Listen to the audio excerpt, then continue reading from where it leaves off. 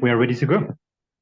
So, my name is Adrian Bodrement, and I am a research manager at Syria. Thank you all for joining us for today's SuDS Retrofit Roundtable. Before we begin, I'd like to cover a few housekeeping points. Okay, so I think we're all pretty much familiar with the Zoom interface, but just so you know, this meeting is being recorded, and we will share the presentations as well as the recording afterward.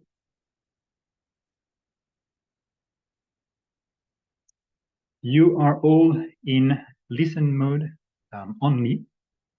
So if you don't mind, if you could turn your cameras off and mute yourself until the breakout, that would be great.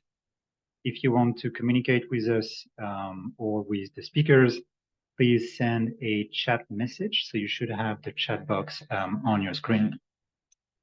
If there is any issue, technical issue, myself and Charlotte will be there throughout the meeting, and hopefully we can help you with that. So we have a series of presentations today.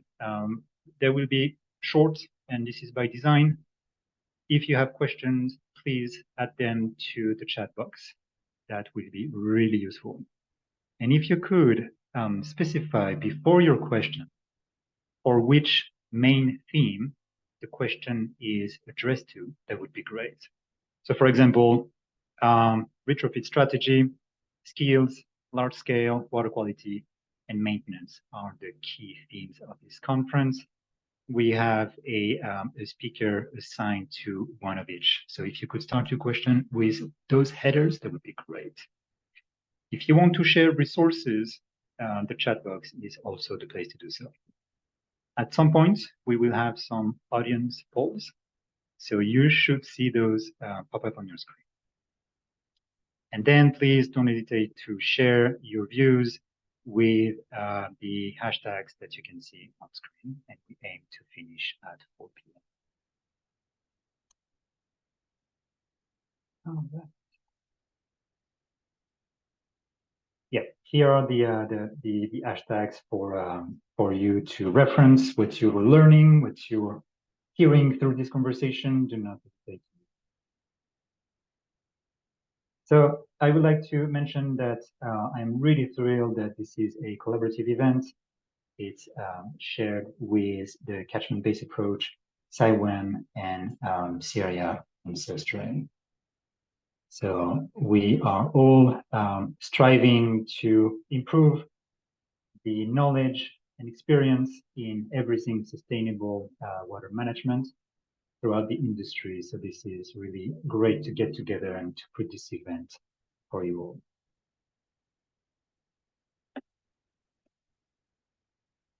This is a little thank you slide for all our susdrain partners and supporters. This is thanks to you that we can have such an event today. Thank you for your support and continue to participate. Just want to highlight in my next slide the events that we've organized since we started the 2022-2024 cycle for susdrain. So as you can see, we had a lot of SuDS related events, starting with the SuDS Award Winners Showcase, and then we had an insurance neutrality dedicated session, followed by another retrofit webinar, etc., etc. And then we had a couple of blue-green infrastructure conferences. The last one was last Wednesday, where we discussed how to implement SuDS faster. Still speaking of susdrain, we have the chair of the susdrain project steering group with us, and I'd like to introduce Graham Fairhurst and giving the floor for just a few opening remarks. Yeah, thanks, Adrian. Yeah, I'd echo what Adrian said. It's good to see Syria, SciWEM, and Carbo working together on this initiative in what is a very important area of SuDS retrofitting. And I'd also like to thank the susdrain partners who have support susdrains, and it's a good opportunity for them to see what their support delivers today. I'm looking forward to a really productive afternoon. As we all know, this is one of the SuDS retrofits is one of the best tools in our toolbox, essentially for dealing with climate change adaptation, and also for dealing with water quality issues that are coming from CSOs. So we've got some significant problems to deal with, and SuDS Retrofit is probably our best tool that we have. It's economically sustainable to get surface water out of our sewers. We can't keep digging deep holes in the ground, filling them with concrete and installing pumping stations to deal with surface water in urban areas. We have to come forward with lower cost, less intrusive and smarter solutions, of which Retrofit is it, as far as I'm concerned. It's good to have a good spectrum of attendees today from all parts of the urban water sector, and also from all parts of the UK, and especially welcome delegate from Northern Ireland today as well, which is good. It's also good to have the related sectors, not strictly speaking from the urban water sector, from representing from highways, Network Rail, and Natural England. I think these are key players in what we are trying to deliver, which is in effect a holistic solution.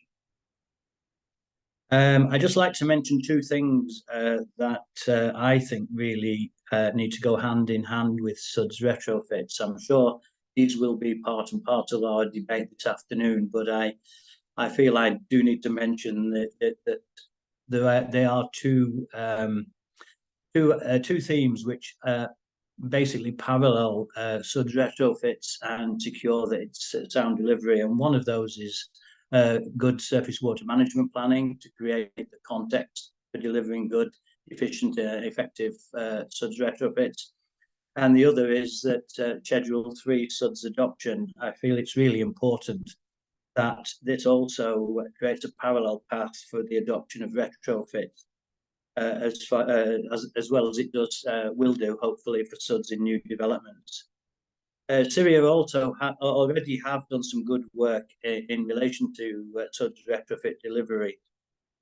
But an ambition of mine is that we can create a clear and, dare I say, standardized process for delivering SuDS retrofits.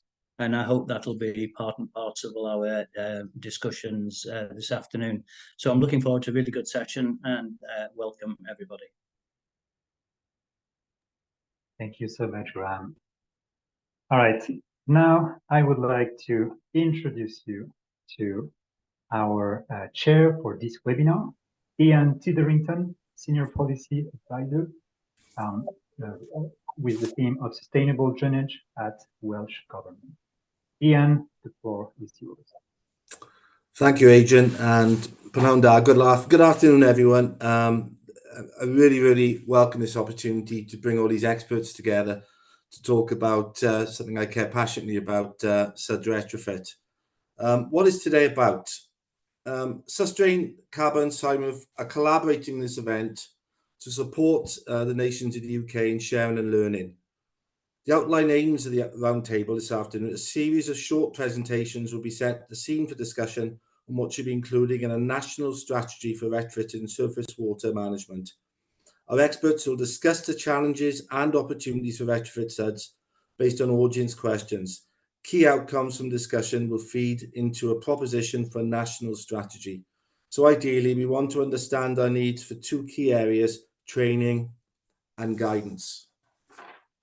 I'm very fortunate to be able to introduce 5 speakers this afternoon. Peter Bide, Peter Holt, Sue Ullman, Paul Schaffer, and Joe Bradley.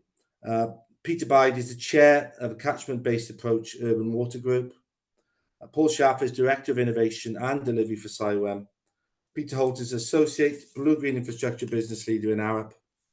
Joe Bradley is Director of Operations UK, Stormwater Shepherds, and Sue Ullman is a director and a very experienced engineer in terms of SuD retrofit for Ilman and Young. I'm very, very pleased and proud to share a virtual platform with these 5 individuals. I'd first like to introduce Peter. He will be our first speaker, and Peter's going to talk about developing a national strategy for retrofit surface water management. If you have any questions for Peter, which will be used in the breakout rooms, the questions, could you put national retrofit strategy at the start of the question? Over to you, Peter. Thank you. Everybody, and thank you, Ian. I'd like to outline why we need to retrofit surface water management and the challenges and opportunities, with a view to considering how we might develop a national strategy for retrofitting surface water management. In my presentation, I'll be using SuDS as shorthand for surface water management systems. So, why do we need to retrofit? Well, our climate is changing, with more and more intense rainfall and hotter summers. This is increasing flood risk from surface water and heightening the need for urban resilience to combat urban heating. And our urban areas are becoming more constrained, with more pressure on water systems, both drainage and water supply. And we must keep rainfall out of sewers. Our changing climate and more development are putting pressure on an old and often inadequate sewer network, resulting in combined storm overflow spills. If we could manage surface water at source, then arguably we would not need schemes like the Thames Tideway Tunnel. We need to manage diffuse pollution more effectively, particularly road runoff. And as demand on limited water resources increases, we need to identify opportunities to utilise rainfall and runoff as a resource. And last but not least, we need to enhance the livability and biodiversity of our urban areas for nature and for people's well-being, one of the multiple benefits of SuDS.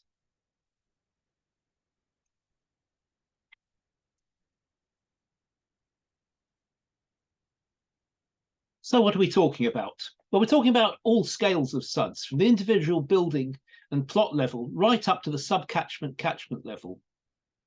And we're talking about SuDS that will provide multiple benefits: improving water quality by tackling pollution, managing water quantity to reduce flood risk, and enhancing amenity and biodiversity for nature and for people's well-being. So how can we enable retrofit SuDS? Well, there are 2 key approaches. First is the strategic approach, which is normally developed through partnership working, where retrofitting is provided over a catchment or sub-catchment, or an entire town, such as a groundbreaking scheme in Mansfield, which Peter will tell you more about in his presentation. Then there's the opportunistic approach, where changes to land use or to surfaces, particularly around highways and the public realm, also incorporate sustainable drainage features. And there are 2 key mechanisms to retrofit SuDS, which aren't mutually exclusive. These are incentivisation and regulation.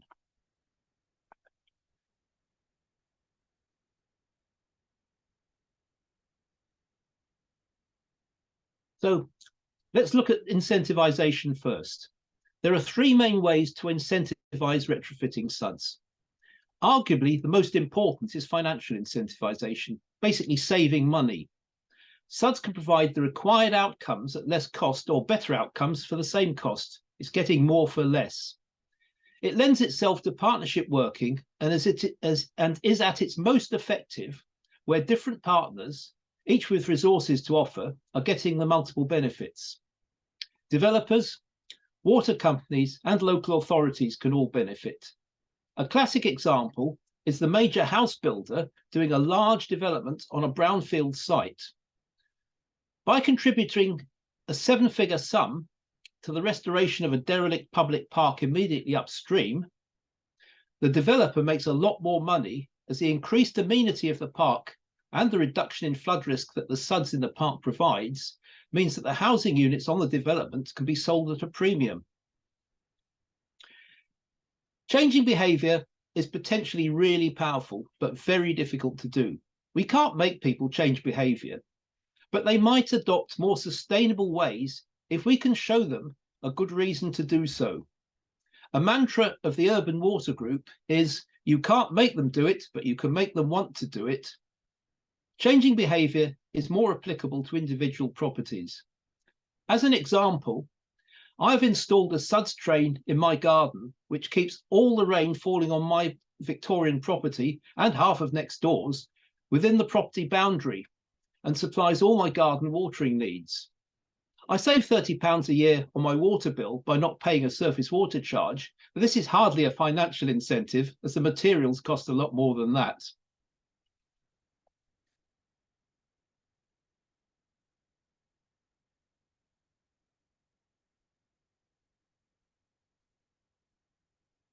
So, back again.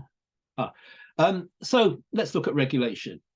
Well, firstly, it's very important to remember that current regulation for installing SuDS, that is Schedule 3 of the Flood and Water Management Act, if it ever gets implemented, and of course building regulations, only apply to new development, not retrofit. Planning obligations in the planning system, known as Section 106 agreements and Community Infrastructure Levy, or CIL, are one way to get SuDS retrofitted. They're used to make a developer pay for works off-site to mitigate impacts of the development, but they have a very limited scope. We could make amendments to Schedule 3 of the Flood and Water Management Act to apply it to retrofitting SuDS, although it might be a bit premature to be thinking of amending Schedule 3 before it's been implemented in England. However, there are problems with this approach, as I'll explain shortly. The Water Industry Act specifically enables water companies to retrofit their own surface water management infrastructure. Peter will say a bit more about this in his presentation. And what about new legislation?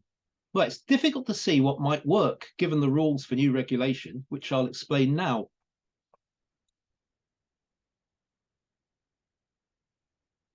So, there are constraints on regulation. Regulation must be proportionate. Well, what about proportionate? We might argue that a legal requirement for wholesale retrofitting of SuDS is proportionate to the scale of the surface water management issues we face. But the government and public are unlikely to agree. As for reasonable, it would not be considered reasonable to require a landowner to retrofit SuDS if they're not making any changes to how the land and buildings are used. And enforceable? Well, we introduced building regulations to require paved over front gardens to be permeable. It didn't work because local authorities never had the resources to enforce it. Applying these parameters really limits the scope to use regulation to get retrofit SuDS done at scale.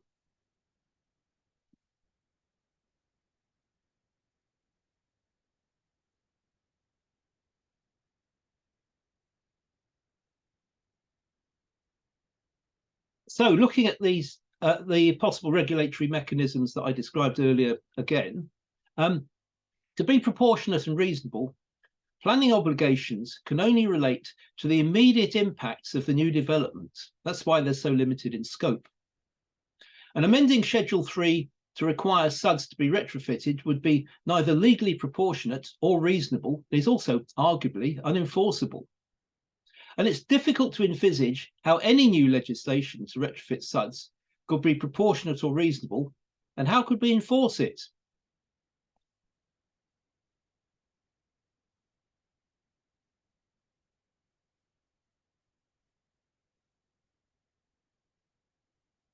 So in conclusion, there's no magic bullet for getting SuDS retrofitted.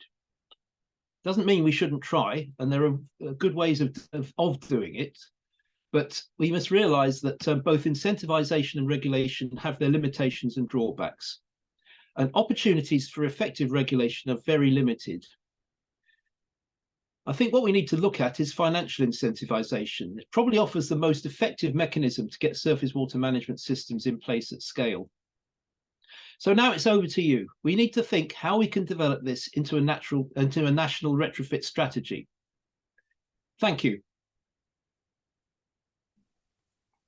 Thank you, Peter. Very interesting. I never really sat down and thought about the incentivisation. Very, very valid points and realistic as well in terms of the challenges you face in England. We're going to have a few polls after every presenter. this is a poll that you can all get involved in. We'd like you to give answers to it, and I'll discuss the answers when they come out. The question is, do you agree that there should be a national strategy for retrofit surface water management? That could be England, Wales, Scotland, Northern Ireland, national, whatever. But do you agree there should be one or not? Answer now, please. 86%. There we are. That's 87%. Let's call the end of the poll. We do seem to have a huge majority here for a UK-wide strategy on retrofit surface water management. Thank you for that. I happen to agree with this. Although water is devolved, there's no clear policy strategy on retrofit. I think the engineering and the solutions are exactly the same. And I think this is a very interesting and positive response. I think it's overdue. I think we need to have design ideas, also installation ideas for contractors. Let's not assume that everyone knows how to install these things. They're difficult to install. So contractors need to know how to cost and construct. It's not just about design ideas. So I think it's an interesting poll result, and pleased with that. Right. On to the next presenter, please.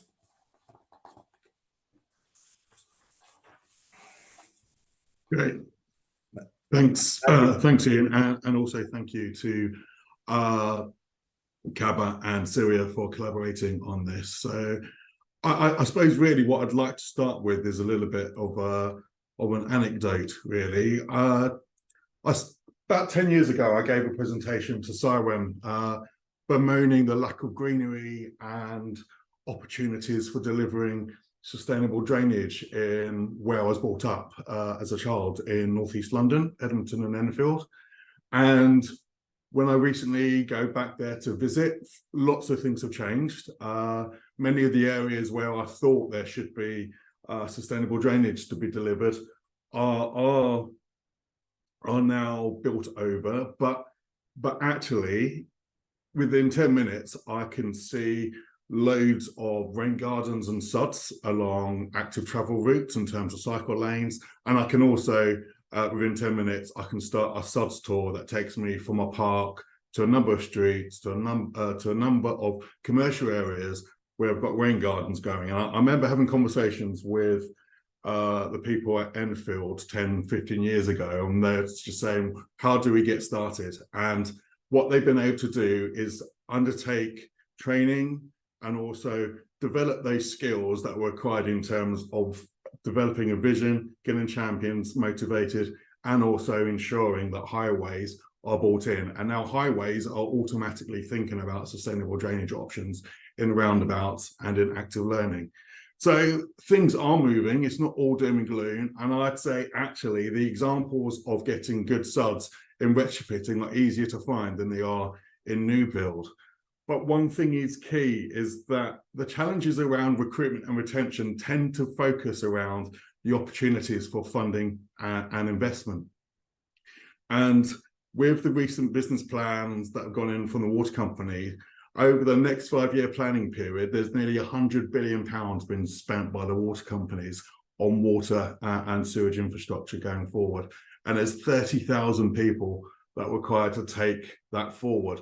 But one question I have in my mind is, being a drainage engineer, sounding attractive to a 16-year-old thinking about their GCSEs. And also, when you think about what's going on in the media, is it a good sector for people to want to join in terms of it either being a water company or local authority? And also, when you think about what's happening with regards to our public sector in terms of the finance there, it also isn't a job that rewards well. So I think there's many challenges that we need to face as a sector going forward. And also, one of the many things that's becoming apparent is what with DWMPs, combined sewer overflows, the need to manage flood risk, all different organisations within our sector are looking for similar skills. And also, it's difficult to actually look around and see where are people coming from. So it's not necessarily training people, but it's also making sure we're bringing new people into the industry. There's many a local government flood risk manager that's getting close to retirement, but also with the opportunities that transition from grey to green provide, we need to have more skills. So we're talking about amenity, we're talking about biodiversity, and we're also talking about some of those behavioural elements in terms of engagement and also developing partnership working, which is a skill in itself and shouldn't be overlooked. And also, while we're thinking about the challenges of too much water in terms of flooding, we also need to think about opportunities for joining up the water cycle. So anecdotally, we've heard there's some challenges around skills, and I think if you work in the sector, you will see it yourself.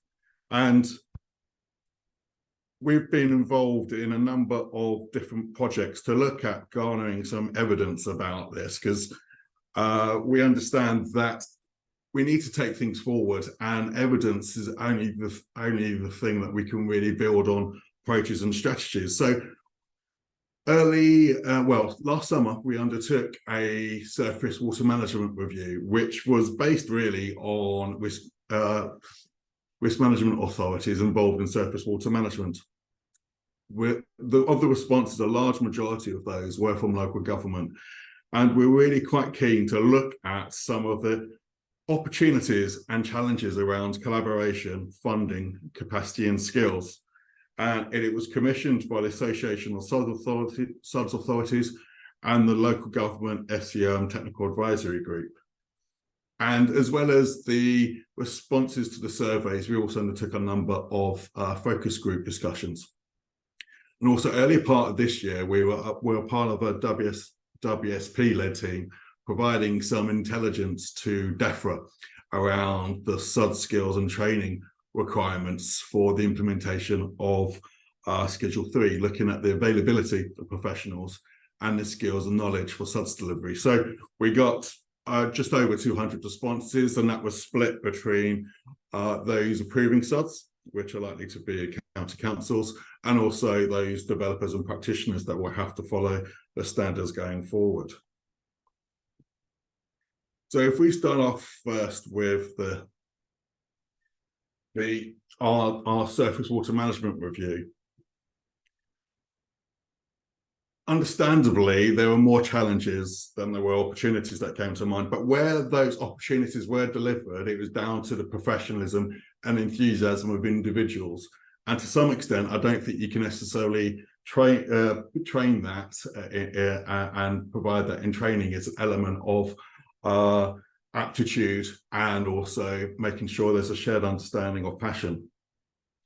So, as you'd expect, the majority of challenges around capacity primarily related to the funding availability, and it was stark that only just around a third of risk management authorities have a full complement of staff.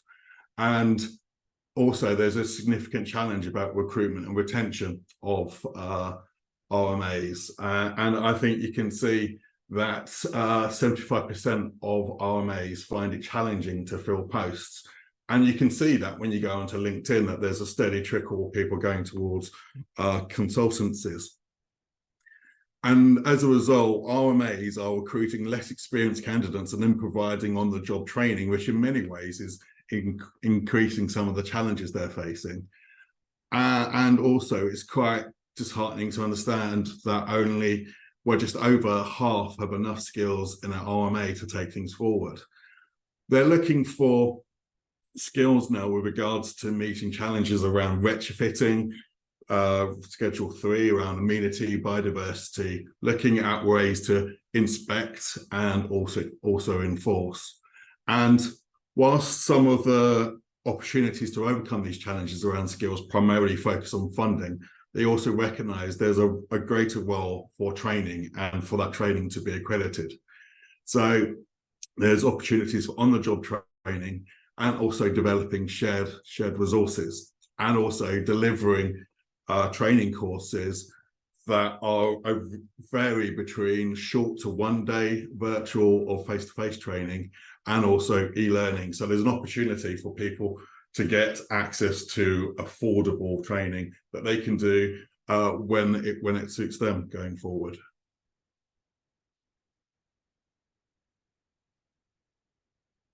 In terms of the stuff, the work that we did for DAFRA, at the moment, SuDS understanding is primarily focused on flood risk and not the multiple benefits, which also relates to the need to integrate some of the sustainable drainage options with multifunctionalities, which we need to consider when going forward with retrofitting. When looking at the greatest challenge in delivery within Wales, it was primarily around the availability of staff, because the Welsh Government had assumed that the current workforce there was able to deal with those challenges going forward, and that's wrong. In terms of the survey, those that worked in potential approval bodies had concerns about capacity and skill, particularly around hydraulics, hydrology, water quality and biodiversity, but also, as I said before, those requirements around inspection and enforcement. With regards to developers and practitioners, they felt that they had the right people, but skills was a concern, particularly around water quality and also the impact of discharges on sensitive habitats and nutrient neutrality. Again, they suggested that training should be provided by accredited providers, and that, again, recognising the pace and scale of the training, this could and should be delivered by e-learning, supported by face-to-face surgeries.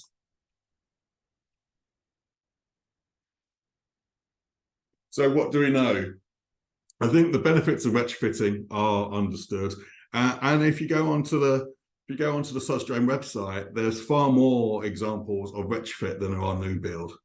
The SuDS manual is still relevant to retrofitting, but there's no specific guidance there. But there is some really good high-level guidance that Syria and Robert Bray Associates put together on 6 different types of sectors. And there's a couple of them here around rainwater in schools and also social housing.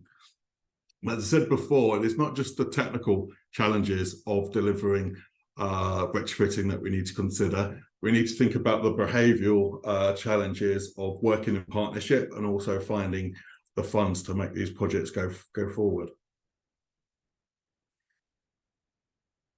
Apologies. So in terms of recommendations, I think there's a need for there to be an understood vocabulary and a vision about what can be achieved. We need to have training for organizations to enable them to be intelligent client, but also make sure that technical information is shared. And we also need to be cognizant that at the moment there isn't enough funding to go around, and that we need to think about those drivers that are actually providing the funds for delivery, whether it be water companies with regards to sewer overflows, or whether it be active travel. We also need to think about some of the key typologies that we need to provide information for, because there are some slight quirks between those in terms of how they function, and also some of the risks that need to be managed. And we also need to think about how SuDS retrofit differs from new build in terms of the underground services, the legacy infrastructure that's there, and the lack of space. And also, as Ian said, there is a challenge here around what we do with regards to contractors going forward. So there could be opportunities for e-learning and also videos on construction that could be delivered quite simply by just looking at or providing some time-lapse photography and some commentary by people who know what they're talking about. So what's SuDS doing? We've been collaborating with organizations like Syria in terms of delivering training for water companies on SuDS.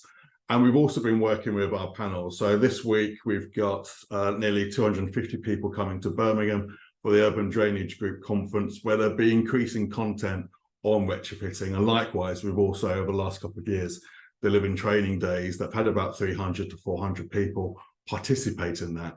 We're working with universities to accredit their courses, and we're also working with consultancies and the likes of the Environment Agency on developing professional development schemes.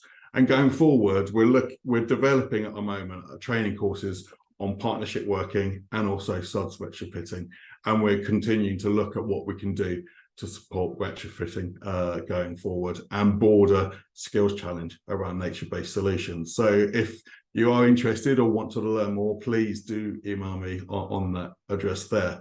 And I hope that's just given you a bit of an overview of where we are. Yes, there is a challenge in skills, and yes, there are massive opportunities if we can get this right. So if we can collaborate on the sharing of knowledge and sharing information via opportunities at susdrain and SciWem, that will be great going forward. And I think we're leaving you with a poll question here around what do you need to know more about with regards to retrofit SuDS? And thank you for your time. Thank you for that, Paul, and thank you for all the work SciWem have done and continue to do. We certainly need you in the industry. And thank you for introducing the next audience poll. What do you need to know more about regarding SuDS retrofit? Answer as few or as many as you want. Percentages: planning 47%, maximising benefits 47%, reducing costs 62%, design and maintenance, design practice 62%, construction installation practice 68%, maintenance practice 61%, contracting 24%. Interesting response. I think generally across the field, we need more information on retrofit. There needs to be more published information on retrofit, good design guide advice, good installation advice, the practicalities, the cost benefit analysis. I think it's all there. I think it's a message to all of us that we need to get this stuff in print or online to advise people. I think people want to do the work, they don't know how to do it. So that was a really interesting result. Thank you for that. Moving on to the next speaker. Next speaker is Peter Holt from Arup, a Blue-Green Infrastructure business leader who's been doing amazing work in Sheffield and is currently doing amazing work in Mansfield on retrofit SuDS. Over to you, Peter. Great, thank you. Hello, everybody. And I've just been granted control, so hopefully cooking on gas. Hello, everybody. So today I'm going to be just giving you a bit of an insight into delivering large-scale retrofit, and around that I'll be discussing around why retrofit, the opportunities that it can offer, touching on the project I've been working on for Severn Trent Water, Mansfield, currently the largest retrofit scheme, certainly in the UK, if not the Europe. And then some of the enablers I've observed in working in this space before concluding. So on the screen there, you can see that Mansfield by no means is the first large scale, and the ones I'm aware of are around with my colleagues in Cardiff for Welsh Water. They delivered the Llanelli across quite a large parts of Llanelli, and then other colleagues in New York, along with others, have worked on the design of some, wait for it, 9,000 interventions across that city, and I'll touch on both this in a bit later on, what the driver was for that.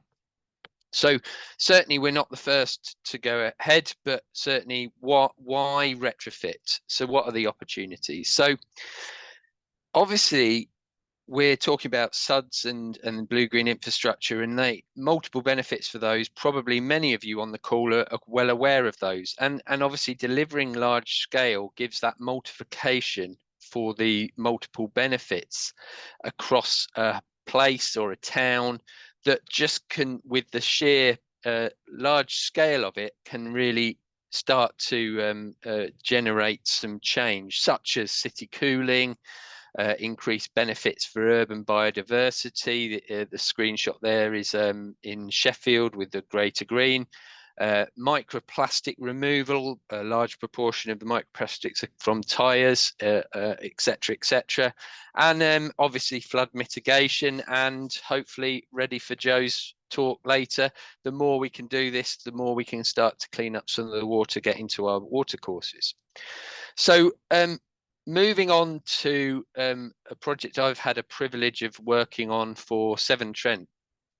It's Mansfield.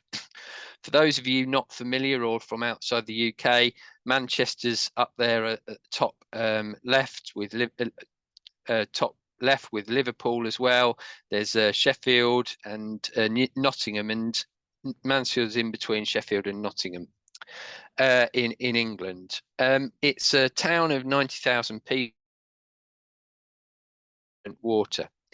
Back in the dark days of the first lockdown, the government got together and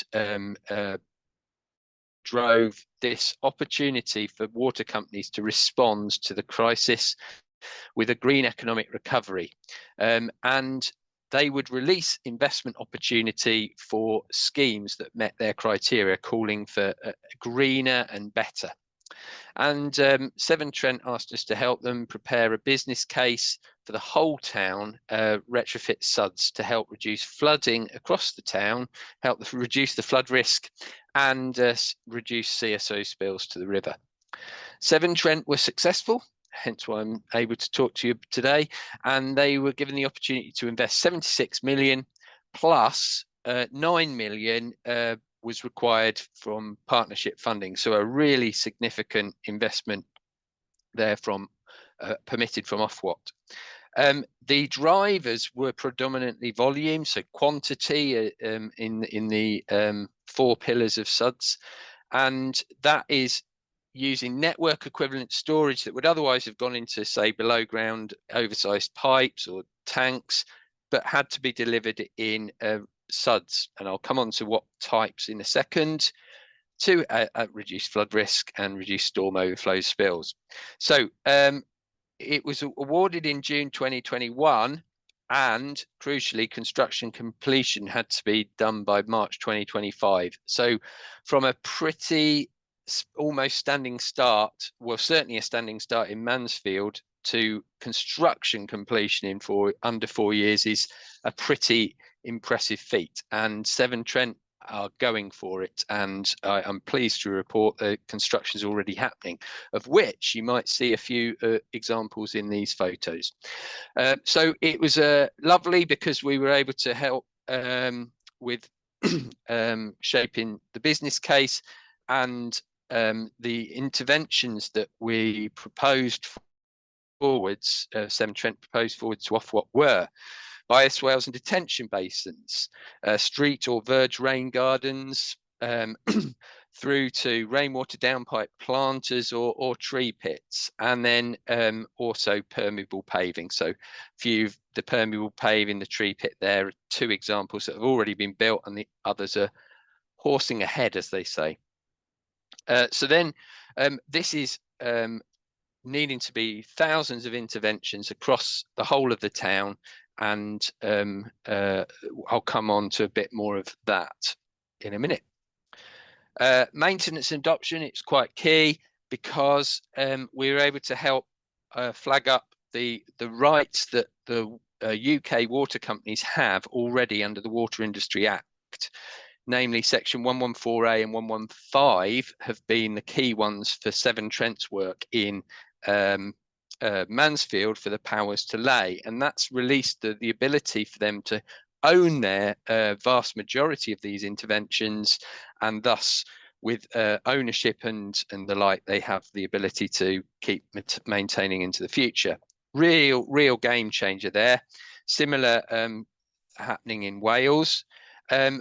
Permeable paving isn't different because that's going to be used by road users, so they're Ofwat weren't happy with that. So Severn Trent have agreed adoption and ownership with Nottingham County Council, or the private landowner if it's a private car park like B&Q or Tesco, for example. And then rainwater downpipe planters will always remain as private because it's serving an individual property. So coming on, gosh, time's marching on. We've got enablers, various enablers. So I'll rattle through these: stakeholder goals, legislation, drivers, stakeholder relationships, and factory delivery are the top ones in my head as I've been working in this space. So really crucial is early engagement up front with a wide palette of people who these interventions might affect or touch on or the like. So if we are going to drive sort of integrated infrastructure, then you need to be speaking to people who could be benefiting from this. There are a number of tools out there to help people identify who could be those shared stakeholders, and such as a tool we've developed, Design with Water, where it really helps people at the start of a project think big to then quickly identify who we could draw in to the conversation to share those goals, to drive the integrated infrastructure. And a real carrot for doing this early on is that it might release funding, and the earlier the better for releasing funding. So legislation, I've touched on that earlier.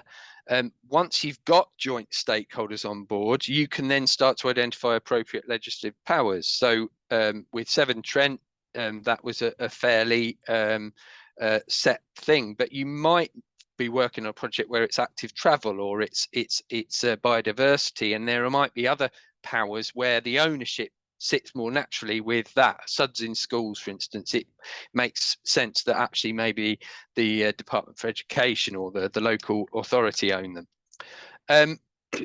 So in going through that with stakeholders of who's going to be a party of this part of these projects, you can find routes to agree the ownership, adoption, and crucially maintenance, which Sue will touch on later.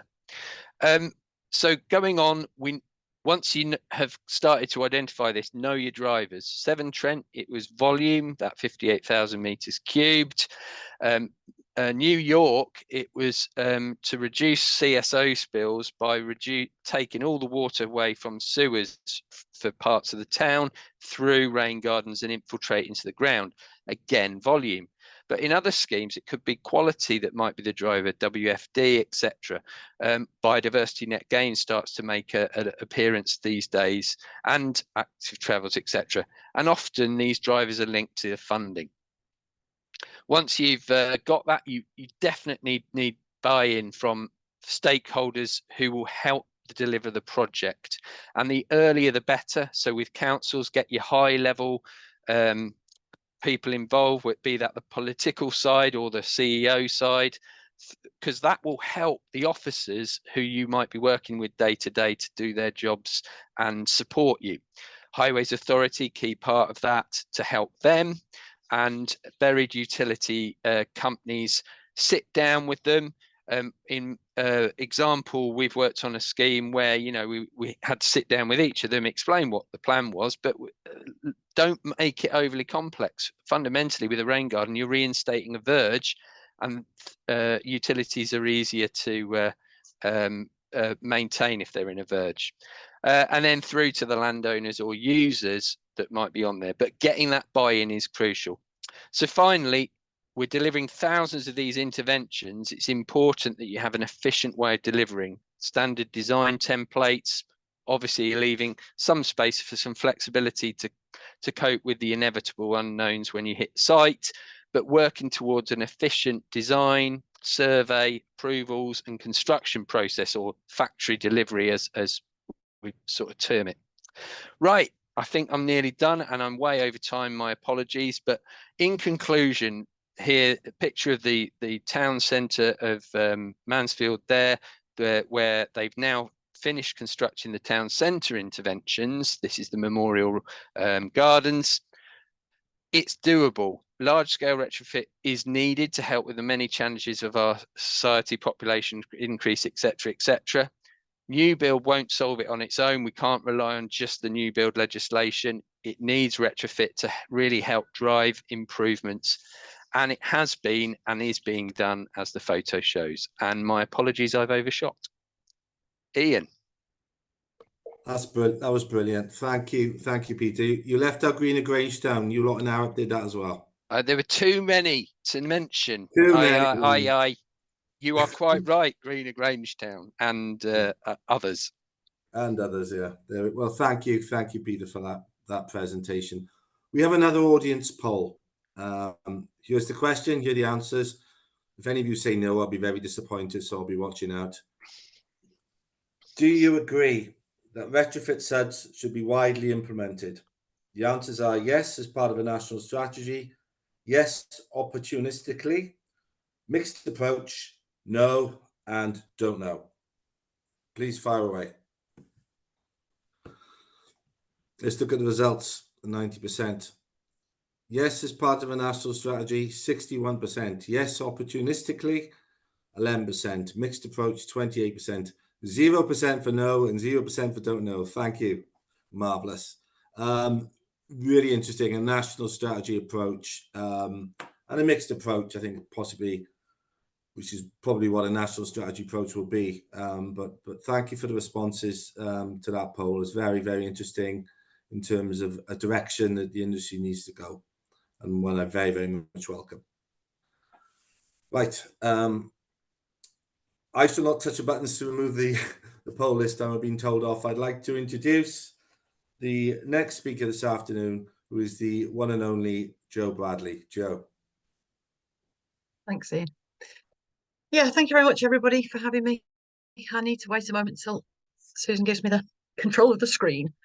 And as soon as I've got that, I'll kick off. For those of you who don't know who I am, I work for Stormwater Shepherds. We're a small charity that promotes the better management of stormwater across the UK, I say, but actually it's global. So what I want to talk about is retrofit for water quality. So I'm just going to talk about thinking about water quality when you do your retrofit schemes.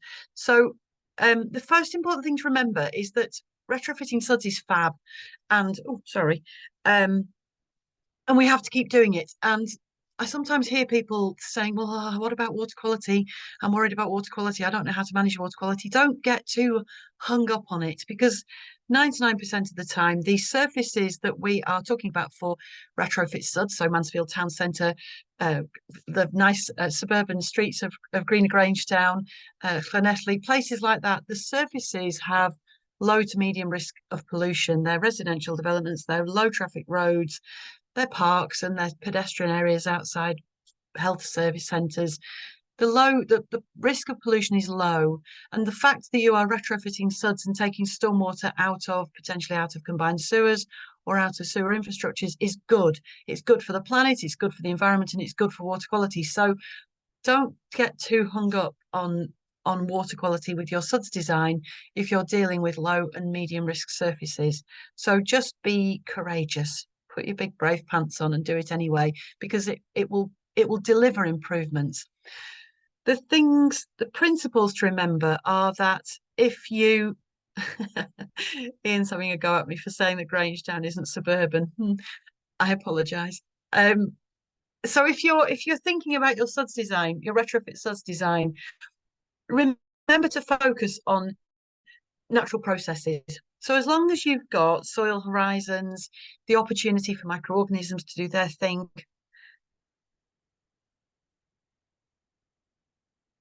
the opportunity for microorganisms, little microfungi, you've got insects, you've got birds and mammals, all these creatures and processes, you've got sunshine, you've got rain, are all working on the pollutants in the runoff and helping to break down that pollution. So you need to just make sure you incorporate those natural processes in your SuDS design.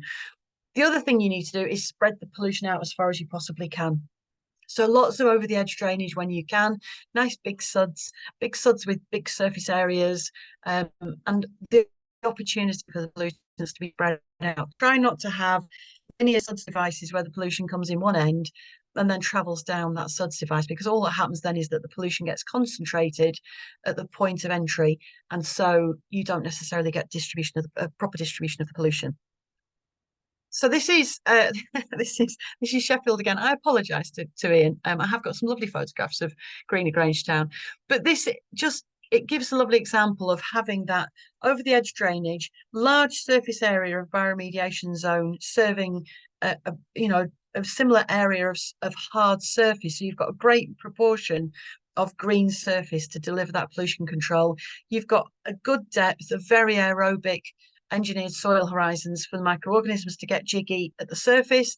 You've got filtration of sedimentary pollution at the surface of that bioremediation zone, so microplastics, suspended solids, brake particles, dust particles, they'll all get captured at the surface of the bioremediation zone. You've got fantastic dense green plant growth, so the nutrients will get taken up and some of the metal pollution.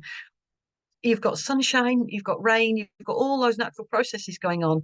So if you can deliver a device like that or something similar, and you're taking water out of the sewer, so you're reducing the risk of storm overflows, the benefits for water quality are enormous. And so those are the sorts of things we need to think about. It's the surface area, the soil horizons, vegetative growth, and the opportunity for natural processes to take place. So there are three things that I need you to remember. Be courageous and brave, and then remember these three things. The first one is about groundwater protection. So this is an infiltration basin in Cheshire. I really like this basin. I know that it's a bit of a bomb crater at the bottom of a development, but actually I really like it. It's on very sandy soil, and so the runoff from the residential development comes in there when it's raining and basically just infiltrates to ground. There was very little evidence of any pooling or discharge from that when I visited it. That's fine, because that's a low risk surface. It's a relatively small residential development. It's got on-plot SuDS to some extent, so the risk of pollution is low. But remember that all that runoff is trickling down through that sandy soil and into the underlying groundwater. And you need to know, wherever you're working, whether you're working geographically in the same location all the time, or if you're working across the country, or indeed across countries, you need to know what's going on underground if you're using infiltration SuDS devices. So think about your geology, think about groundwater vulnerability. Don't get too hung up on whether the groundwater has a legal protection as a source protection zone. We should be protecting all groundwater because we're going to need it. So don't get too hung up on legal protections. Just remember that we have to protect all groundwater. And so if you know that there is groundwater under your site and you're using infiltration SuDS, remember to think about that and consider the pollutants you're managing and whether or not they're going to cause pollution. So go ahead, do your SuDS, but remember groundwater protection. Secondly, and you knew I was going to say this, you all knew I was going to say this, if you're working with high-risk surfaces, you will need to do a risk assessment beyond the simple index approach in the Serious SuDS manual. So if you're dealing with industrial surfaces, waste transfer stations, busy roads, places where there's a significant risk of pollution, then you need to do more than just the simple index approach. You cannot and you must not just make this up as you go along. You're going to have toxic pollutants, persistent pollutants, carcinogenic pollutants, pollutants that cause mutations of aquatic life. You have to think about the risk to the environment from your SuDS design when you're dealing with high-risk surfaces. So that's the second thing to remember. Most of you won't be dealing with high-risk surfaces. Most of you will be dealing with low and medium risk surfaces, and you can just go with the simple index approach in the SuDS manual. But if you find yourself stumbling across a high risk surface, then do a proper risk assessment. And then thirdly, whatever you do, Sue's going to talk about this a little bit more, but whatever you do, whatever you install, whatever design you come up with, you must maintain it. You must make sure that somebody's going to adopt it, and somebody's going to own it, and somebody's going to maintain it, and somebody's got the money to maintain it. This image is the sediment from a vortex grit separator in Wigan that was actually at the treatment. This was actually at the treatment facility, and it had been tipped out ready for treatment. But you can see that this black, thick, oily, nasty, stinky sludge had been captured by the vortex grit separator and kept out of the river, which is fantastic. And I love that. And it was very heartwarming to know that we had done this piece of work and we had captured about 3 or 4 tons of this stuff. So it hadn't gone into the River Douglas and it wasn't affecting the fish and the insects. But you must take it out. So you must have a funding mechanism to take this stuff out. And that's true whether it's a sediment forebay or a vortex grit separator or an oil water separator or a stormwater filter or a filter drain or an inlet at a bioremediation zone. Whatever you design to capture pollutants, you must maintain it. And then there's a final note on there about inlets and outlets being kept clear, because that's fundamental to the function of the device that you create. If the water can't get in and out, then it isn't going to work. So those are the three things to remember. Be brave and do SuDS because we love them. Keep them bushy and big and aerated, but then remember those three things: groundwater protection, managing high-risk surfaces properly, and maintaining your treatment devices, whatever treatment device you use. And then finally, my final message is, if you need pre-treatment, then use it. Don't do your simple index approach and your SuDS design in accordance with your SuDS manual and then decide actually the pre-treatment's too expensive and you're going to chuck it out. Don't do that. If you need pre-treatment because the runoff is too polluted to put into your SuDS device, then you include that pre-treatment. Remember that your SuDS device is a habitat for wildlife. You are making it into a habitat for wildlife. You're doing that on purpose. You're saying to little speckled wood butterflies and fungi and microorganisms and insects and dragonflies and birds and toads and frogs, you're saying, come, welcome, look at this lovely new habitat we've created for you.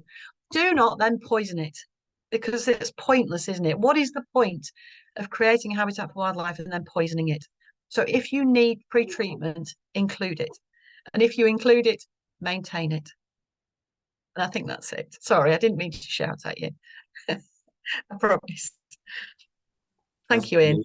Brilliant. Thank you as ever, Joe. Absolutely brilliant. Moving on to the next poll, obviously relating to what Joe's just been talking about.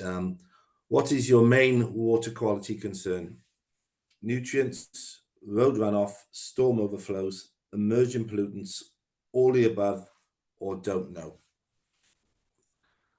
Okay, can we share the poll, please? Brilliant, thanks.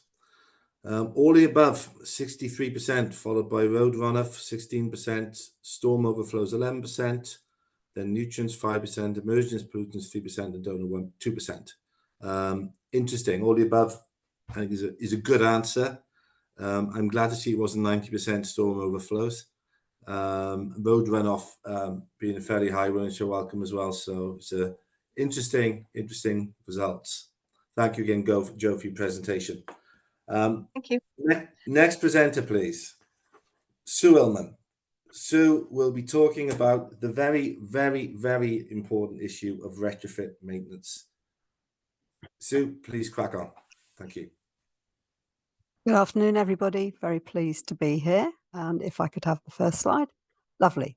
So let's first consider about why maintenance is so important. And I think Joe's really led the path in talking about that, because it's about the functionality of the system that you've got. If you don't maintain it, then clearly it isn't going to deliver what you want it to deliver.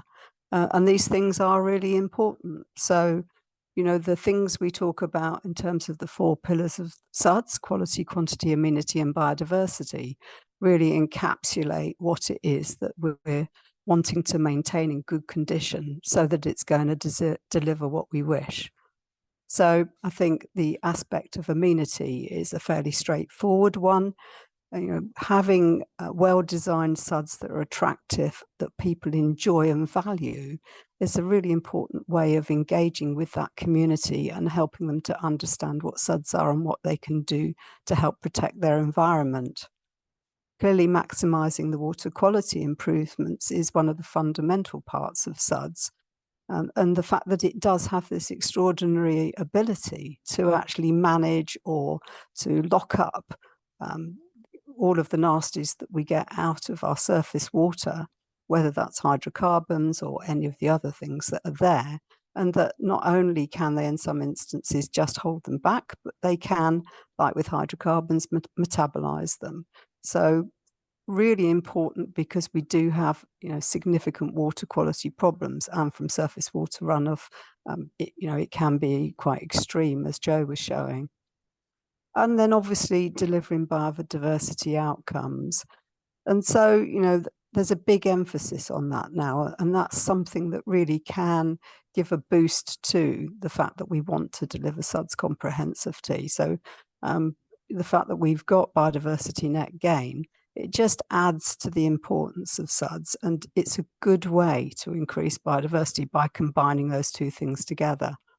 But all in all, what we're designing must be socially acceptable. So fears over any real aspect of it, whether that's, you know, the danger of water and open water, how we design and how we implement these is a fundamental part of it, and how we maintain it to keep it socially acceptable. And that may change from community to community, depending on how much they engage with those SuDS. So next slide, please. So let's talk about the fundamentals. If you want to really understand your SuDS and maintain them in the long term, then what you really want is to have had some form of involvement from the very beginning through to its completion. So that there is, I think for communities, there's involvement, but obviously for other organisations, you want to know that it's going to deliver what you want in many different ways. So understanding these key construction stages. If we want to have something that's robust, then it must have been designed and built properly. So an awful lot of things get lost on construction sites in terms of levels and gradients and, you know, many other things. So getting that involvement wherever that's possible, and bearing in mind that, you know, most of you on this are designers or involved in SuDS in one way or another, then you need to know that whatever was designed comes through as built drawings, and then that is actually implemented very much in line with that. And that if there are changes to that system as designed, that those have been discussed, that there's a very good reason for doing so, and that is still going to fit with the design intent, because you want to be able to maintain something that you know is going to function. So you need to understand what may have changed, see what the implications for that are, and where, you know, in an ideal world, you will have a management plan, or one will be developed for each of these systems. And therefore, you need to know that that management plan is going to be aligned completely with the features that you've got and the way that those have been constructed to ensure that you're going to get longevity out of that system. Next one, please. Okay, so let's have a look at that management plan. So first of all, does it reflect in detail, not just in concept, what has actually been built on that site? And if it hasn't, then the first thing to do is to make sure that it does, because people need to understand what actions are going to need to be undertaken, and more importantly, who is going to take responsibility for undertaking them, the frequency at which they need to be undertaken, and the level to which they are going to be undertaken, which is all perfectly obvious, I'm sure. So it's got to consider each component individually and understand, one, how it's being constructed and what it's going to deliver, to then see how that might be managed in that longer term. Because as you can imagine, there's a world of difference between how you might manage a swale to how you might manage a bioretention planter or a wetland or a pond. So actually thinking that through and actually knowing what needs to be done, you know, is a key aspect of it. And as part of that, where we've got green systems, and this is where that, you know, involvement in management is fundamental, how is that going to change over time? So what you see day one is clearly a fledgling scheme, but what's going to happen to it as it develops over the years? Is it going to be herbaceous plantings, which may need some management to stop their spread or to manage their spread, but also shrubby vegetation and trees? You know, knowing that you will need renewal at some point or other, as well as the fact that there may or may not have been a degree of failure in its establishment for a whole range of reasons. So planning for and considering how change is going to happen and making interventions to rectify changes that are not good for the scheme need to be, again, implemented with a relative degree of frequency and attention. None of these things may be significant, but if they're not dealt with, then you may get, obviously failures may develop and become much more substantial. So a key part of any management plan should be review stages, to actually review what's happened with the system, what works have needed to be done, and how that management plan may be adapted for the future or for the next stage in its development in terms of its maturity. But do bear in mind, as I say, particularly with the softer vegetation, that may well need renewal, but all of it undoubtedly will require a degree of management over time. So then again, how is it going to be funded, and is that funding sufficient? Well, that's a tough one to know in advance, and particularly if you are going to engage with local communities, which is, I think we would all consider a fairly important thing to do where it's happening, say in housing developments, is to what extent do they wish to be involved? And I think there's been great success in community activity in being involved with it. But that's where your management plan is also important, because that should set out the fundamentals, and the enthusiasm of local residents may have to be a little bit tempered at times to make sure that none of the functionality of that system is going to be affected by what that management is, or only if it's going to improve its function. So I think maintenance is not just about the activities, it's about how we want our SuDS to develop, but importantly to make sure that they are functional and delivering what we need. Whether the grass around it is close mown, whether it's allowed to be wildflower grass, how the trees are managed, how the shrubs are managed, is down to that plan, but the input of the users as well. So it doesn't have to be fixed in tablets of stone, but it has to be clear. And more importantly, it has to be properly deliverable. But you do need to keep an eye on these systems to just make sure that nothing untoward has happened, or if it has, that it's dealt with. If these places start to get into a mess, then they cease to be popular or they become unpopular, and therefore that doesn't assist us in what is actually an engineering activity, but it's done so where we have green SuDS, soft SuDS, to actually give that amenity and biodiversity. And they are extraordinarily good at delivering that if they are well managed, or they'll possibly do it even if they're not. In fact, I know there's a question come up about that. So that's an interesting one to explore. Sometimes a little bit of neglect can be very helpful. Anyway, please come back to me in the Q&A and we can discuss this further.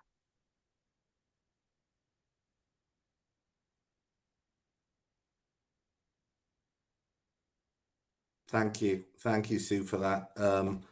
I can't overstate how important it is for maintenance to be carried out on SuDS features. If they're well designed and installed, they'll still work, but not as effectively. And it's not a maintenance free option. So thanks again for that, Sue. The next audience poll: what do you see as the main difficulty in keeping SuDS functional? Choose just one, please.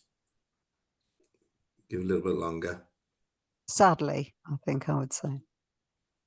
Yeah, as you say, so these features are engineered features, and you maintain your car, you need to maintain your SuDS, and if you don't, you have issues. So we've had 81%. Any more?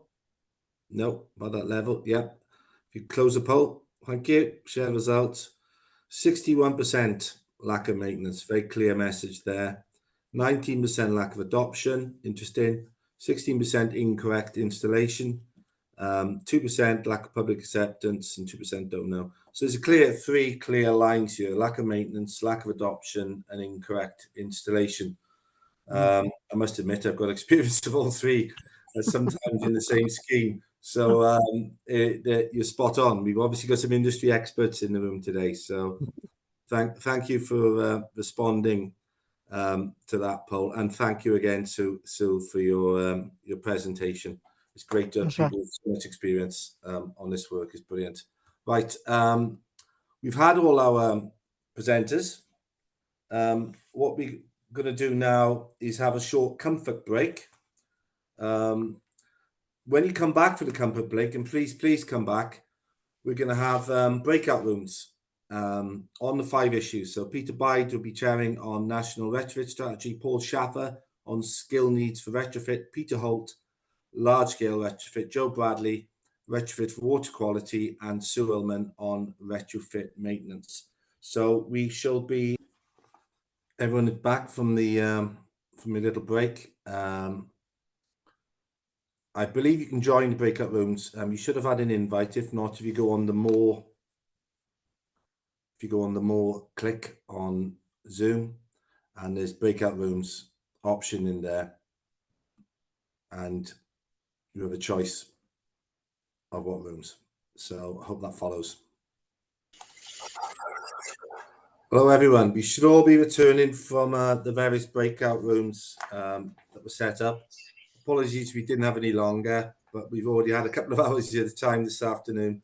We'll just give it a minute or so for everyone to come back, and then what I'll be doing is calling on all the 5 speakers to give a summary of the issues raised in the group. So I'll give a few more seconds for people to come back.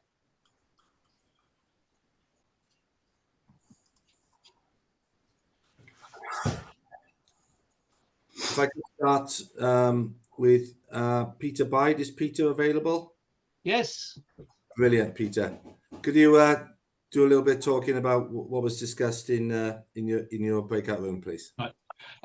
Well, to start with, I outlined what we're actually doing on this, which is as a follow-up to this roundtable, we're going to organise another workshop to take forward what we've got from this, with the ultimate objective of taking something to DEFRA in terms of suggestions for a way forward on a national retrofit strategy. So that was the context. We also discussed various issues around the national strategy, and we all agreed it needed to be strategic, but it needed also to take account of opportunistic aspects of retrofit.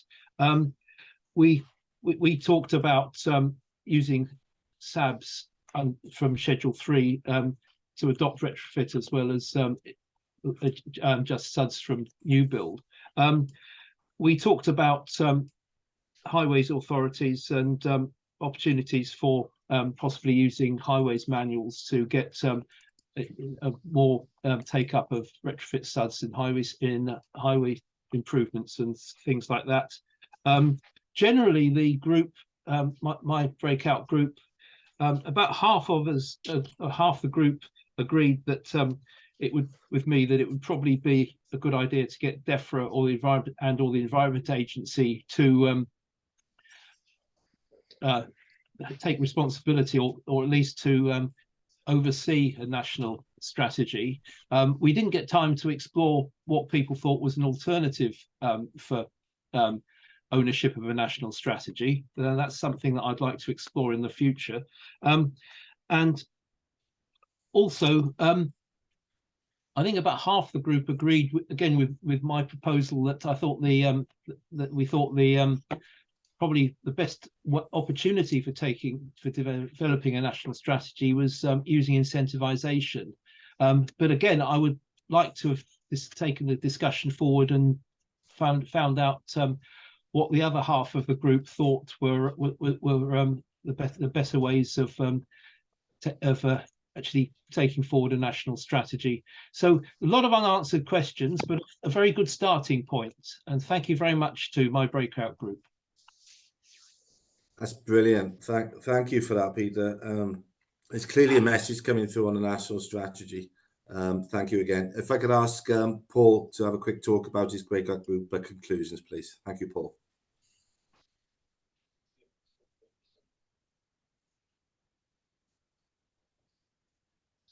Yeah, hi everybody. So yeah, no, we had about 20 in our group, and we started off with what do we thought are some of the challenges, and trying to make sure that we don't leave people on the downer, we also started to think about what some of the solutions could be going forward. So some of the challenges were really around interaction with regards to highways and highway engineers, in as much that there's quite a lot of going back to principles that we need to discuss with highway engineers, because there's a preference for removing surface water and runoff as quickly as possible from their surfaces. And it'd be good that we can engage with them and demonstrate the opportunities for recognizing surface water as a resource rather than something that needs to be disposed of as quickly as possible.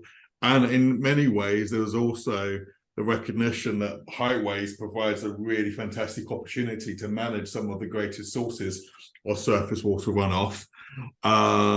But we need to go back to those principles and make sure there's a shared understanding of some of the terminology and the vocabulary.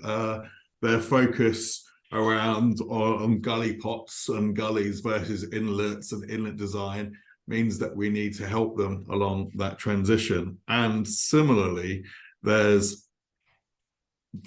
a focus on the maintenance requirements for grey infrastructure, and rather than green infrastructure. So green is quite new, possibly to some of the highway engineers, and trying to get them to become more familiar with the approaches for that is quite tricky. So there's an understanding that green infrastructure maintenance may not be more difficult, but it certainly is different to some of the requirements that highway engineers might be used to.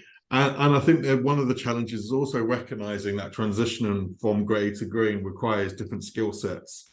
And there needs to be a way that we can actually break down the barriers of engaging soil specialists, horticulture specialists, and plant specialists in how we actually manage water within an urban environment. And I think there also needs to be recognition that there's going to be different roles will be required, and that the traditional job roles of drainage engineer or asset manager may not be the ones that we have going forward. There may be ones about urban design or environmental management that we need to consider. And by that, we also need to think about the opportunities to unlock the skills from those horticultural professionals and soil scientists to make sure that we can match the soils and plants to conditions going forward. In terms of some solutions, collaboration and engagement is required, and also sorry, someone has just said the role of landscape architects definitely need to be engaged, but we were mainly focused on what we can do with regards to highways.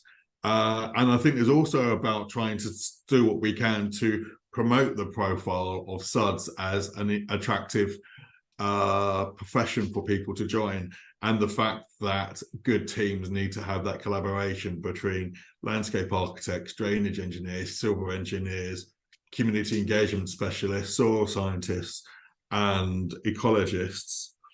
And there's also a role for CIREM and ICE in terms of engaging with universities and also promoting the value and the fun element of actually some of the solutions that we're taking forward, because there has been a transition from how we look at surface water management from a problem to a huge opportunity to improve the local environment. I think there's also the challenge around funding has opened up opportunities for different departments to engage with each other, and you increasingly see parks, highways, and civil engineers working together to provide solutions going forward. So those were some of the challenges and some of the solutions that we were discussing.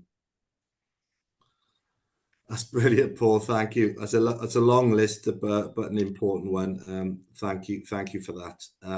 If I could ask Peter to talk, please, now about the Hello. We had a discussion and really just going through some of the questions that the group had. I can't remember them all, so apologies if I've forgotten some of them, but ranging from when we talk of large scale retrofit, is this just for SuDS, or can it be applied to NFM, for example? And whilst my context in the talk I was giving was around more the urban context, many of the enablers are probably similar, in my opinion, through working with colleagues focused on NFM, through to sort of more of the detail, factory delivery, standard design guide has been agreed with the Highway Authority for sort of placement, what's acceptable from a road safety point of view. And it's this term factory is to just help emphasize that ability to efficiently deliver thousands, rather than having to re-engineer every one. And that's been something that Severn Trent have worked through with their teams. We then dived into some detail on, lateral loading and how can that be considered. And whilst I'm not a highways engineer myself, or doing the calcs here, that explaining some of the considerations there, through to sort of infiltration, and that actually, if we're not there, some colleagues, particularly in the highway realm, can be nervous about introducing infiltration techniques, but how we'd worked and talked that through with our Highways Authority colleagues in Nottinghamshire County Council to come up with appropriate ways that they were happy with, and essentially managing that risk, right through to permeable paving, namely how can that get managed so that long term that permeable paving retains as a drainage structure. So I was able to say that's one of the reasons Ofwat have required the Highway Authority to adopt it, is because that is the road surface. They will be then responsible for the road surface and making sure that continues to function, and that it's then known as a registered drainage element, so that it isn't just lost to the next utility that horses through it. There's some control there. So some of them, I've also am aware that there's been some questions, and I just wanted to answer around some of the stuff. Severn Trent, hopefully people have been capturing that Severn Trent are doing a lot to publicise the work they're doing there. So whilst they might not be able to publicise absolutely every last iota of data, they are doing an awful lot around monitoring and reporting their findings of various stages of the project, not least the SciWem Urban Drainage Conference this week. One of our colleagues, Hannah Howe, will be talking on the modelling side of how Severn Trent and the team are doing their side of things, and then right through to monitoring the actual drainage functions in the individual interventions and how they're long-term monitoring, including, I believe, a PhD student is going. That they're doing work in that area, so it isn't just dig it, build it, leave it. They're definitely investing in understanding these things for their own benefits and the industry's benefits going forward. I've spoken too long. Back to Ian. Brilliant. Thank you for that, Peter. And it's a really, really good point. In terms of retrofit SuDS, if we could start to come up with standard products, standard designs that would make our lives a lot easier, and adaptable products as well. For years I've been banging on about having a rain garden curb. I'm still waiting for one, and Christmas is coming, so it's in the pipeline. Yeah, I'm sticking it under the tree just so we can get out of Santa, or Sean Collins, we call him in Wales. But fingers and legs crossed on that one. So thank you for that, Peter. Could I ask Joe Bradley to talk about the conclusions of the group, please, Joe? Thanks, Ian. Yeah, we three main chats we had, I suppose. The first one was about mapping soils and geology. So how do you get access to information about the geology and the soils on your site free of charge? And Nicola very kindly gave us a little information about what's available on Magic Maps and Soils. I wrote it down, Soilscape Viewer. So if anybody wants to share links to any of those things in the chat, that would be useful. It's a question of how do we know on a site what soil we've got, what depth of soil we've got, what depth to groundwater, and what groundwater resources or receptors are there under the site. So that was good and very interesting for me, because I didn't know. I thought that you had to pay for all the BGS stuff, but it seems as if some of the BGS borehole records are free as well. So that's good to know. We talked a bit about plot scale SuDS and this conflict between plot scale SuDS being a brilliant idea from a SuDS point of view, get rid of the water where the water falls, so have rain gardens within domestic gardens, rainwater capture and reuse, permeable paving on domestic premises. But then this problem that you can't be sure that those devices will be maintained in perpetuity, and therefore you can't use them in your SAB application for your SuDS adoption. So and we talked about whether we could fix that by somehow enforcing maintenance and operation of those devices in perpetuity by having an inspector, or whether you incentivize that by having a reduction on your water bill. But then how do you continue to be sure that those devices are maintained and operated properly? And is it better to have devices owned and operated by the local authority on local authority property? And we talked a lot about that. I'm not sure we came up with a conclusion. And I know it's quite a contentious subject, but I think it's one that we keep needing to talk about. And then grateful to Alan Corner, who pulled us back to talk about water quality, which I sort of forgot, and talked about nutrients. We talked about how do you capture nutrients in SuDS, and there is some SIRIA guidance on that, but there's some confusion and consternation over the figures for nutrient runoff in runoff from residential developments, whether that's accurate or not. But fundamentally, grow things and then harvest the things you've grown. And Alan's parting shot as the breakout room closed was eat your apples. So if you grow fruit trees in order to capture nutrients, you have to eat the fruit in order to take the nutrients away. So perhaps that's the answer. Perhaps in nutrient neutrality zones, we must grow fruit trees and fruit bushes and harvest the fruit and eat it or gift it or use it for pies, and therefore remove the nutrients from the environment. So my parting message to you is eat your apples. Thank you, Ian. Thanks, Joe. Of course, you could make cider out of the apples, so that'd be another way. I wouldn't condone that, Mr. Tidderington. It would make you drunk and giddy. Well, as I said earlier, it's just about incentivizing, isn't it? At the end of the day, that's brilliant.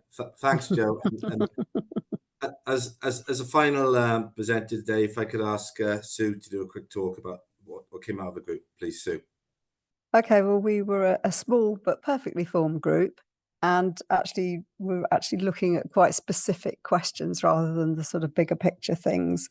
So our first discussion was really around products to remove silts and sediments from SuDS and the sorts of things that could be used. And so I talked about the design of SuDS, but also the fact that there are products that are available, which then led us on to the intensity of silts and sediments depending on the nature of the roads, the locations where they are, and therefore, what needs to be used has to be really adapted to the scale and nature of the problem. And what else did we then talked about? Oh, yes, then we got slightly distracted onto talking about detailing of over the edge drainage and how that needs to be constructed robustly to enable it to function, and the issues around, potential vehicle overruns, which don't seem to happen, to bollard or not to bollard, things like that. And then lastly, we just about started talking about seed mixtures on subsoils and what's required, particularly where you're looking for a much more biodiverse sward, which is exactly what you will get and is perfectly possible to do. And there are seed manufacturers, UK based, so native species, where you can get good selections of those. So we were very practical and down to earth in that section. That's brilliant. Thanks for that, Sue. We're winding up to the end of the event. I'd like to give a brief summary and a comment, and I'll pass back to Adrian from SIRIA susdrain. Firstly, I'd like to thank all the speakers. who have been a wonderful input on today's discussion. I think from my perspective, this is an industry that's going to happen, whether we like it or not. I think Retrofit SuDS is coming our way. I think as we learn more about pollution and flood and how we can integrate the two issues with a multi-benefit solution, I think the difficulty we have is we don't have enough people to deliver it. So I think Paul's comments were really, really important about how we incentivize people to be involved in our industry. It should be exciting. It's part of the climate crisis, it's part of the pollution crisis, and it's a solution that works. So it's the frustration of trying to deliver this solution in the timescales that we all want to do it. I think sometimes we're rushed a little, and maybe the solutions we come up with are not truly sustainable.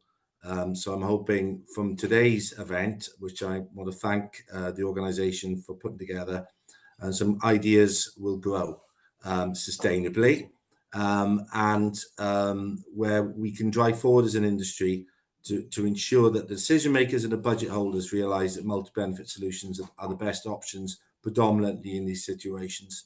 And remembering that green blue always has grey underneath it.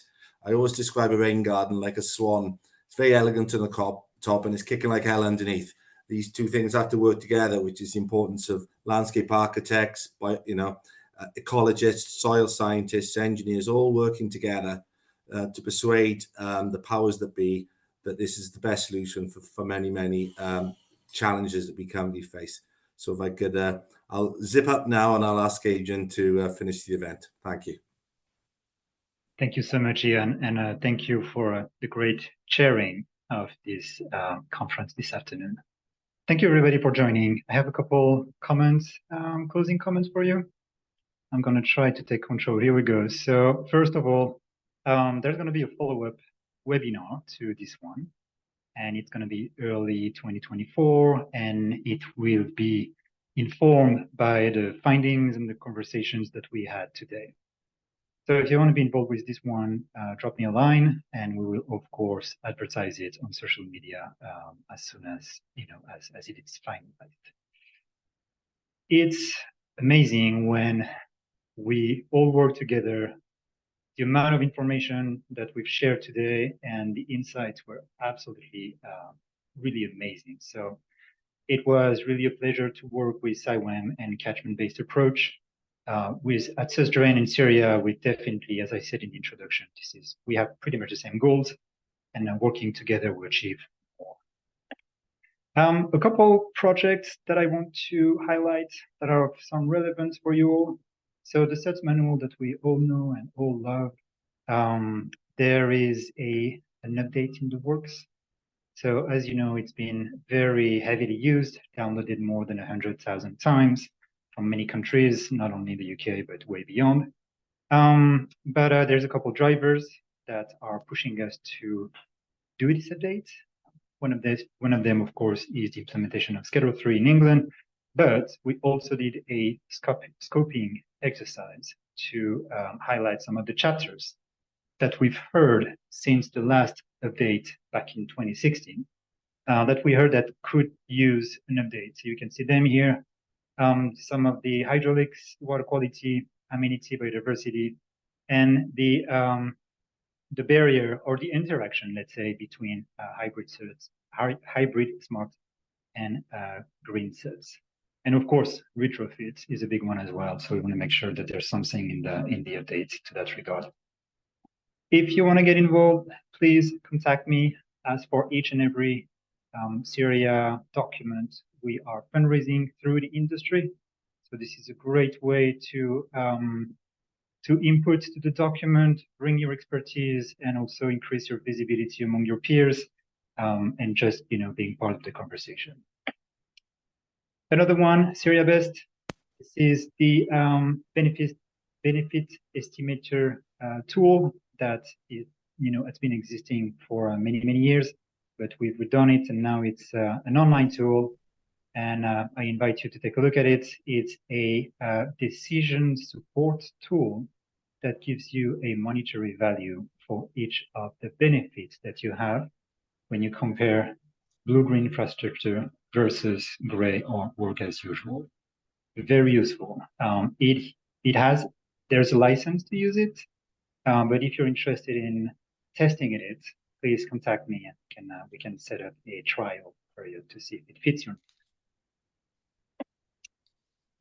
Lastly, we are prepping the SuDS Awards for 2024. Last year we had, well, this year, 2023, we had the champions. But now in 2024, we are looking at projects.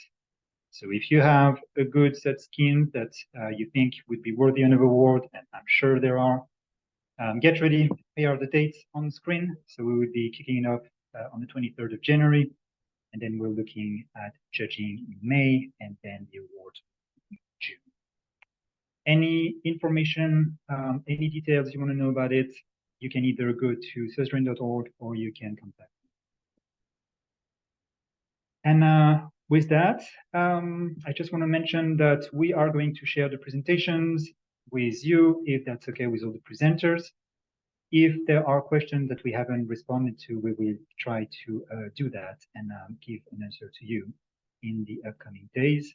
We will be sharing a survey, so please, if you can take a couple minutes to help us make the next event even better, that would be really useful. Your feedback is highly appreciated. I want to thank our supporter and funders through susdrain, but I also, most importantly, want to thank all our speakers, our chair, and of course, all of you for attending. This was a really fruitful conversation. There's going to be many more, but you know, keep your eyes on your calendar and on upcoming events. And with that, I want to thank you, all of you, and yeah, we'll see you next time.